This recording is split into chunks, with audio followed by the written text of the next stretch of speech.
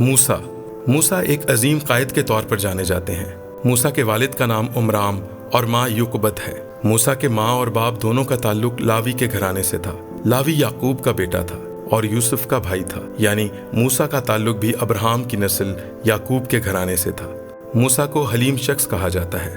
موسیٰ کے 2 بیٹے تھے، ایک جیرسوم اور دوسرا الیعزر۔ موسیٰ کی بیوی کا نام صفورہ تھا اور اس کے بعد انہوں نے ایک کوشی عورت سے بھی بیاہ کیا۔ ان کی پیدائش اس دور میں ہوئی جب بنی اسرائیل مصر میں دکھ اٹھا رہے تھے، اور فرعون نے جو یوسف کو نہیں جانتا تھا انہیں دکھ دیا اور بنی اسرائیل کے بیٹوں کو مارنے کا حکم دیا۔ موسیٰ کی ماں انہیں ایک ٹوکرے میں ڈال کر دریا کے کنارے جھاؤ میں چھوڑ آئی۔ فرعون کی بیٹی نے وہاں اس ٹوکرے کو دیکھا اور وہاں پر انہیں موسیٰ ملا، اور وہاں سے موسیٰ کو اپنے گھر لے آئیں اور اس کی پرورش کی۔ مصر میں مقدس موسیٰ نے مختلف علوم کی تعلیم حاصل کی۔ موسیٰ نے ایک مصری کو قتل کیا اور فرعون کے ڈر سے وہ بھاگ گئے۔ 40 سال بعد خدا موسیٰ کو جلتی جھاڑی میں ملے اور اسرائیل کی رہائی کے لیے انہیں حکم دیا۔ خدا نے موسیٰ کو معجزات کی قوت بھی دی اور انہوں نے مصر میں مختلف طرح کے معجزات کیے۔ مقدس موسیٰ نے فرعون سے کہا کہ وہ بنی اسرائیل کو خدا کے حکم کے مطابق وہاں سے لے کر جانا چاہتے ہیں۔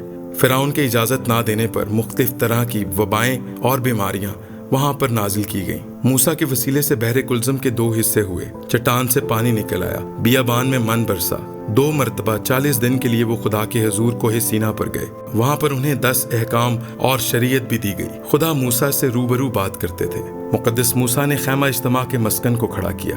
استثنا کی کتاب اس کے 34ویں باب میں ہمیں ذکر ملتا ہے کہ موسیٰ نے مواب کے ملک میں وفات پائی۔ مقدس موسیٰ کی کل عمر 120 برس ہوئی، اور نہ ان کی آنکھ دھندلانے پائی اور نہ ہی ان کی قوت میں کمی آئی۔ نئے عہد نامے میں بھی یسوع مسیح نے بہت جگہوں پر موسیٰ کا ذکر کیا، یہاں تک کہ وہ واقعہ جب یسوع مسیح کی صورت بدل گئی تو ان کے ساتھ پطرس، یعقوب اور یوحنا نے موسیٰ اور ایلیا کو ان سے باتیں کرتے ہوئے دیکھا۔ عبرانیوں کے خط میں مقدس موسیٰ کے ایمان کا ذکر ملتا ہے۔ مقدس موسیٰ کی لاش کے لیے میکائیل اور ابلیس کے درمیان بحث و تکرار ہوئی۔ مکاشفہ کی کتاب میں بھی ہمیں موسیٰ کا ذکر ملتا ہے۔